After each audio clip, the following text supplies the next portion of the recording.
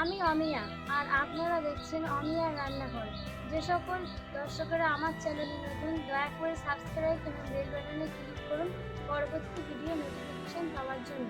তা চলুন শুরু করা যাক। আজকে রান্না চিকেন চাপ। চিকেন চাপ রান্না করতে আমার যে যে উপকরণগুলো লাগছে, আমি এখানে 500 চিকেন নিয়েছি, 100 টক দই নিয়েছি, আর আদা, রসুন, পেঁয়াজ, জিরে, লঙ্কা বেটে একটা পেস্ট তৈরি করে নিয়েছি।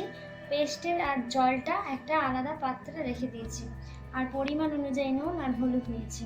এবার এগুলোকে আমি একসঙ্গে ম্যারিনেট করব। প্রথমে মশলার জলটা দিয়ে দিলাম, এবার পরিমাণ মতো হলুদ, পরিমাণ মতো নুন আর টক দইটা দিয়ে দিলাম। আর এবার এটাকে আমি ভালো করে ম্যারিনেট করে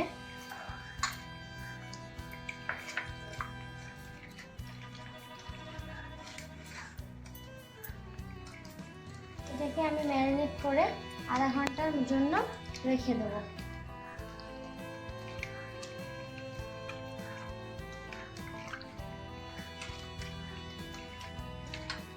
ভালো করে মাখিয়ে আমি আধা ঘন্টা মতো রেখে দেবো।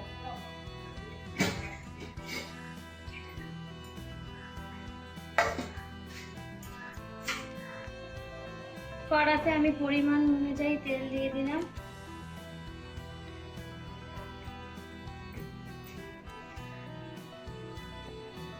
তেলটা আমার গরম হয়ে গেছে। এবার আমি বেটে রাখা মশলাটা গরম তেলে দিয়ে দেব।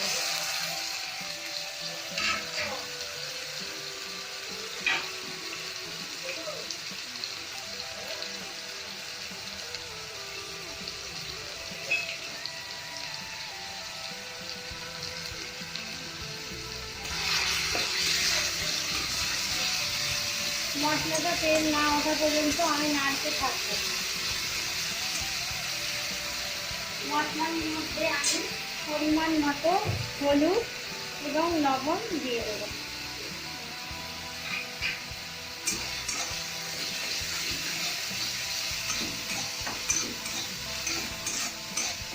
আমার তেলটা একটু কম লাগছে, তাই আমি একটু তেল অ্যাড করব।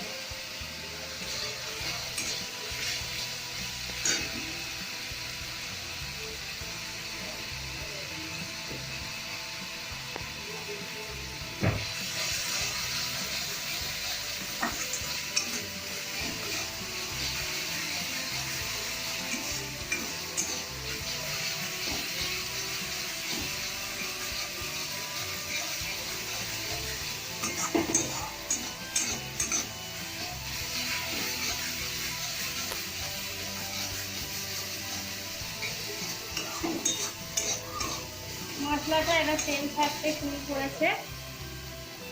এবার আমার আগে থেকে ম্যারিনেট করে রাখা মাংস কড়াইয়ের মধ্যে দিয়ে দেব।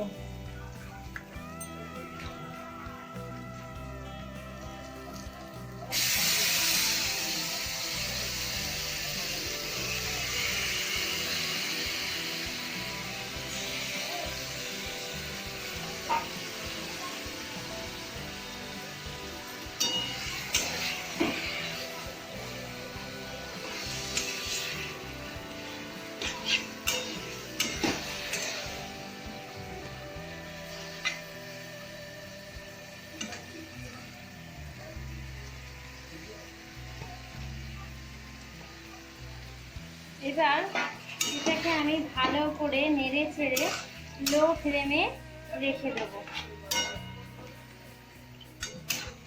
এর মধ্যে জল দেব না। টক দই দিলে মাংস থেকে এমনি অনেক জল বের হয়, এই জলেই আমার চিকেনটা সেদ্ধ হয়ে যাবে। এবার এটাকে আমি ঢাকা দিয়ে রেখে দেবো।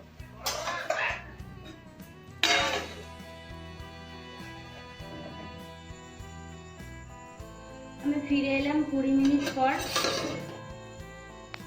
চিকেনটা আমার সেদ্ধ হয়ে গেছে।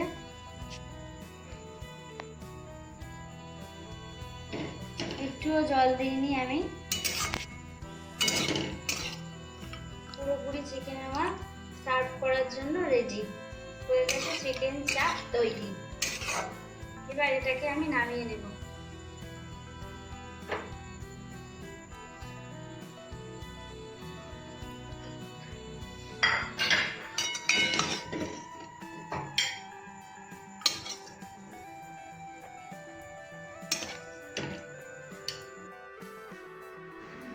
মনে করলে এটাকে আপনারা আলু বিরিয়ানি কিনে এনে সার্ভ করতে পারবেন।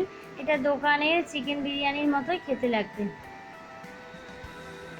আমার রান্নাটি আপনাদের যদি ভালো লেগে থাকে লাইক এবং শেয়ার করতে ভুলবেন না। ভিডিওটি দেখার জন্য অসংখ্য ধন্যবাদ। আপনারা ভালো থাকবেন, সুস্থ থাকবেন, আপনার দিনটি শুভ হোক। আবার দেখা হবে পরবর্তী অন্য কোনো ভিডিওতে।